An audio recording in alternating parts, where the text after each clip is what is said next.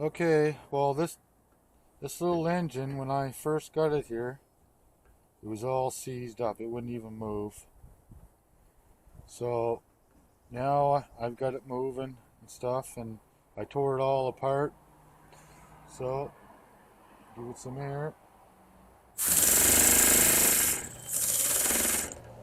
So it seems to be running pretty good. Turn it down a little bit more.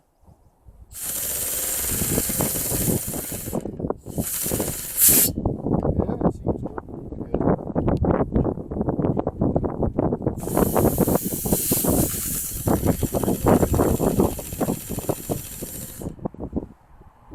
Down a little more.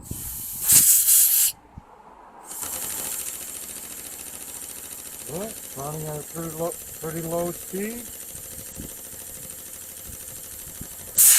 So it seems to be timed pretty good. Alright, yeah. Well, we got her going. I thought it was a basket case after seeing all the rust in the cylinder and stuff. I didn't think it would run, but it did. Perfect.